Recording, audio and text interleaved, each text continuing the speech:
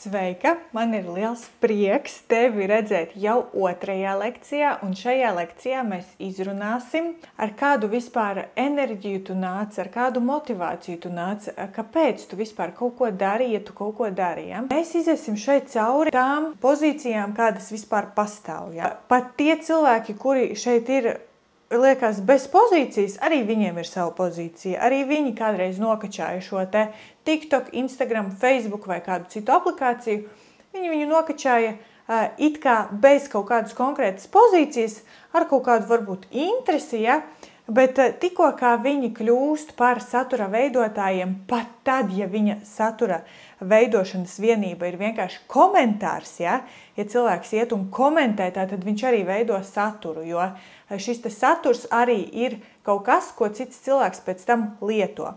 Un arī šim cilvēkam tātad ir sava pozīcija, un mēs iziesim cauri tātad šīm te pozīcijām, kādas var būt, un kādas tad šīs te pozīcijas nes sekas, rezultātus, ieguvumus vai tieši pretēji mīnusi. Ja? Tātad šeit es runāšu par dažādām pozīcijām, par pozīcijām, kā cilvēks sevi pozicionē sociālajos tīklos.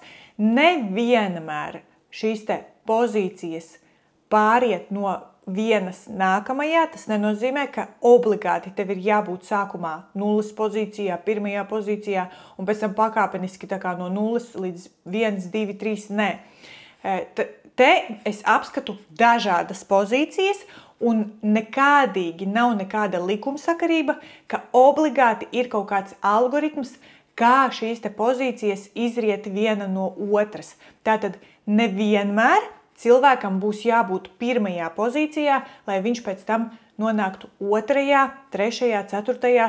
Cilvēks var sākt arī no pēdējās pozīcijas, ja viņš sāk apzināti. Ja? Tātad, kad tu klausīsies par šīm te pozīcijām, ņem vērā to, kad ja tu neatpazīsti sevi nevienā no pirmajām pozīcijām, visticamāk, ka tu jau esi pēdējā pozīcijā. Un tavs uzdevums būs saprast, kurā pozīcijā tad šobrīd esi tu. Tātad pirmā pozīcija ir es vispār šeit neesmu. Ja? Tā kā es te esmu tikai tā vērotājs, es te slēpjos, es vienkārši šeit esmu, lai būtu lietas kursā, lai neko nenokavētu, lai vienkārši vērotu. Ja? Tie pārsvarā ir cilvēki, kuriem tik tiešām uz doto brīdi konkrēti nav nekas tāds apzināti, ko dot, ar ko dalīties.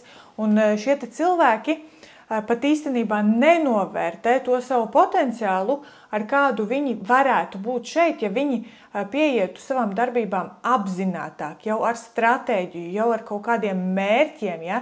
Šiem cilvēkiem pa dzīvi arī visticamāk nav nekādu mērķu, un tieši tāpēc arī viņiem šķiet, ka vēlmes tas ir vispār cita kaut kāda realitāte, kurā viņi atsakās nokļūt. Ja? Un tad līdz ar to viņiem arī ir tāds, kad es nejūtos droši par sevi, es nejūtos droši par savu viedokli, tātad man ir jāslēpjas aiz kaķu bildēm, aiz ciparu virknes vārda vietā. Ja?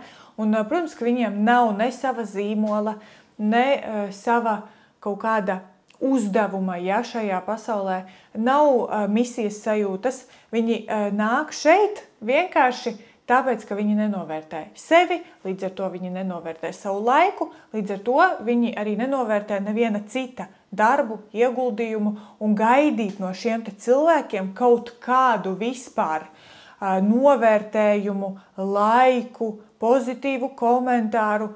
Tas ir vispār bezjēdzīgi, tas ir pat neteiksim, ka naivi, ja? Bet tas ir pat muļķīgi. Ja tu kā apzināts cilvēks nāc šeit un tu saproti to, ka ir dažādi cilvēki dažādi novērtē savu laiku, dažādām pašapziņām, dažādiem mērķiem. Līdz ar to tev ir jāsaprot, ka ir arī nelaimīgi cilvēki un viņi nevar ciest, ka kāds cits varētu būt laimīgs, ka kāds cits varētu būt realizējies, un viņi pat netic šai te vispār realitātei. Līdz ar to šie cilvēki, ko dara, viņi pārsvarā pārto par tā saucamajiem heiteriem. Ja? Un šie cilvēki, viņiem nav kaut kāda konkrēta mērķa, viņiem nevarētu teikt, ka viņiem nav taisnība vai viņiem nav nekā laba viņos nav. Viņi vienkārši ir apmaldījušies cilvēki, kuri tikpat labi kādreiz var kļūt pat arī par taviem klientiem.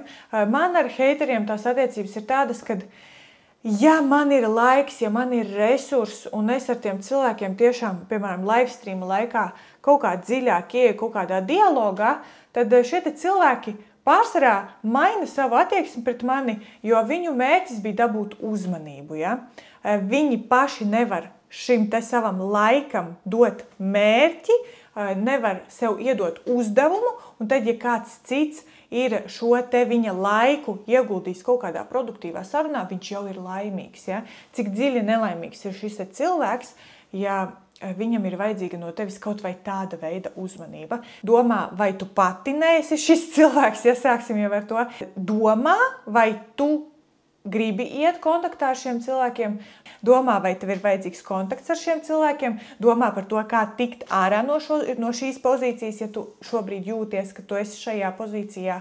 Un, galvenais ir gribēt vai nu pašai tikt ārā, vai nu gribēt kādam citam tikt no šejienes ārā. Ja nē, tikpat labi iespējams, ka tu esi nākamajā pozīcijā, par ko mēs tūlīt runāsim, kas tā kā jau veic pirmos soļus. Tātad pirmie soļi ir kādi? Es piereģistrēju šajā te aplikācijā, es izvēlējos tātad satura vienības, kuras es tur ievietošu, un tātad es gaidīšu reakciju. Mans uzdevums ir ievietot kaut ko, ja tātad otrā pozīcija, otrais pozicionēšanas tips, kur es tikai lieku savu kaut kādu saturu jau vairāk nekā komentārs, jau varbūt kādu video, jau varbūt kādu bildi, kur es vēl neatklājos, es vēl neatvaros pilnībā, es nerādu savu seju, es neatvaros ar savu balsi. Es tikai lieku kaķīšus, puķītes, sunīšus, savus varbūt pat darbiņus kaut kādus lieku, ja? Kaut kādus videoklipus, kurā ir kaut kāda varbūt mūzika, ja? Kaut kādus smieklīgos video, kaut ko es jau lieku, ja kaut kādu šo te digitālo saturu es veidoju, kaut vai, lai tas būtu arī varbūt kopēts, ja? Vai arī, ja tas ir oriģināls manis pašas radīts, bet tāpatās tomēr kaut kādus pirmos mēģinājumus es radu, ja? Bieži viņi izvēlās kā savu gara bērnu, gara darbu, kaut kādu darbiņu, ar ko tad viņi šeit nāks. Un te bieži jaunas meitenes nāk ar savām rotiņām, nāk ar savām kaut kādām pašdarinātām lietiņām, pašas slēpjoties, bet vienkārši tā kā tie ir tādi pirmie mēģinājumi, kur viņas grib kaut kā būt iederīgas, iederēties, grib kaut kādu novērtējumu dabūt, ja?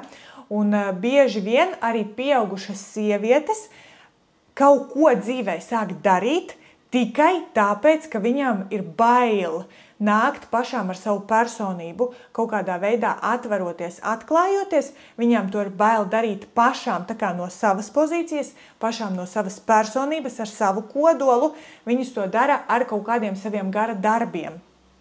Vai tās ir arī kaut kādas rotas, vai tā ir kaut kāda varbūt paštaisīta kosmētika, vai tās varbūt ir receptes, ja? Bet jebkurā gadījumā cilvēkam nav mērķis iznākt šeit ar sevi kā ar personību. Mērķis nevis kādam palīdzēt, nevis kādam kaut kādā veidā pasauli padarīt foršāku, gaišāku, siltāku, ja? Mīļāku, bet šeit ir mērķis, vai ka es pamēģināšu, vai mani pieņems. Vai ka es paskatīšos, kā mani novērtēs, vai ka es iziešu un piedāvāšu kādam kaut ko, un aiz kā tad nāk šis te mērķis paskatīties, ko citi teiks. Aiz nepašpārliecinātības, aiz sajūtas, kad es jau pati sev neticu, un es jau pati nemaz nezinu, ar ko es varu būt vērtīga, tāpēc es varu veikt kaut kādus mēģinājumus un paskatīties, kas tad sabiedrībai varētu būt vajadzīgs, ja? Un šeit arī sanāk, ka cilvēks vienkārši nāk ar tādiem ar tādām kā traumām, ar tādu kā sevis nepieņemšanu, un jebkurā gadījumā šeit cilvēkam nav nekāds mērķis kaut kādā veidā kādu citu izdziedināt. Ja? Šeit mērķis cilvēkam vienmēr zemapziņā stāv izdziedināt sevi, un te šie ir tikai tādi pirmie soļi, pirmie mēģinājumi šajā te virzienā. Šī te pozīcija bieži vien nevienmēr, bet bieži vien noved pie dziedināšanās. Un šī pozīcija bieži vien noved pie nākamās stadijas, kur cilvēks jau nāk ar sevi, ar savu personību, ar savu seju, ar savu piedāvājumu jau atklātā formā, bet šeit cilvēks arī joprojām vēl nerunā neko par un ap sevi kā ar personību. Cilvēks baidās no nosodījuma, cilvēks baidās no tā, ka viņu nepieņems, cilvēks baidās, ka, ja es pateikšu tagad savu pozīciju, varbūt es zaudēšu kaut kādus savus klientus. Ja? Pat ja tev ir jau izveidojies klientu loks vai pircēju bāze kaut kāda, un tu tā kā atpazīsti sevi, ka tev ir bail zaudēt klientus, tāpēc, ka tu izsaki kaut kādu savu pozīciju, ka tev ir par kaut ko viedoklis, tātad tu arī esi šajā trešajā pozīcijā, kur joprojām tev nav stingra kodola. Tu joprojām neesi izdziedinājusi savu pašvērtējumu. Tava pašvērtība nav stabila. Viņa ir atkarīga no citiem. Viņa ir atkarīga no apkārtējās ietekmes, no laikiem, no viedokļiem, no tā, ko citi teiks. Vai cilvēks tev nāks un samaksās, ja tev būs savs viedoklis? Ja, nu nē, ja? Tātad no naudas, no tā, vai tev būs pietiekoša nauda vai nē, pietiekoši arī tas tāds nosacīts jēdziens. Ja? Tā mēs lēnām nonākam pie nākamās stadijas, kurā cilvēks jau droši nāk un piedāvā. Cilvēkam nav vispār nekādu problēmu izteikt savu viedokli. Cilvēks nāk šeit ar savu personību, cilvēks nāk šeit ar saviem viedokļiem, cilvēkam nav vispār nekādu problēmu runāt par sevi, par savu privāto dzīvi, par saviem uzskatiem. Cilvēkam līdz ar to nav problēmu nomainīt sfēru. Cilvēkam nav nekādu problēmu, ja viņam šobrīd ir kaut kāda tāda nodarbošanās, kas nav atkarīga no viņa bloga, no viņa darbības sociālajos tīklos. Cilvēks tātad šeit nāk nevis, lai pašapliecinātos, nevis, lai dabūtu kaut kādus vērtējumus. Cilvēks šeit nāk, lai apmainītos ar enerģijām. Nonākt var tikai tik tiešām kaut vai uz izdziedināšanās ceļa cilvēks, kurš atrodas cilvēks jau ar plašāku apziņu, ja cilvēks, kurš saprot to, ka cilvēkiem var būt dažādi viedokļi, cilvēkiem var būt dažādas vērtības, cilvēkiem var būt dažādi uzskati, un nav obligāti jāiedala cilvēki labajos un sliktajos. Mēs visi esam dažādi, kādam es būšu interesanta, kādam es nebūšu interesanta. Ja? Un, ja piemēram cilvēks, kurš ir šajā te pozīcijā, ja, ja viņš šeit nāk ar vienu biznesu šodien, tad pēc gada viņš var šeit nākt ar citu, pavisam citu biznesu, kaut kur citur, kaut kādā citā jomā, tieši tajā pašā savā platformā, viņam būs tieši tāds pats pieprasījums. Ja? Tātad arī pieprasījums pēc šī cilvēka sniegtajiem produktiem vai pakalpojumiem nav atkarīgs no tā, cik viņam ir sekotāji, cik cilvēkiem viņš patīk, vai ir laiki vai nav laiki, cik viņš tur iegrūdīsies reklāmā. Viss ir atkarīgs no tā, vai cilvēks pats tic sev, vai cilvēkam vispār ir mērķi, vai cilvēks vispār uz kaut ko tiecās. Viss ir atkarīgs no cilvēka paša, un galvenais, kas ir galvenais, ka cilvēks to pats apzinās. Un tad, ja cilvēks to pats apzinās, tad viņam vairs nav tāds, es darīšu tikai to, kam būs rezultāts. Es te ielikšu tikai tādu video, kuram es zinu točni, ka viņš aizies vairali, ja, kur būs nenormāli daudz skatījumu. Ja.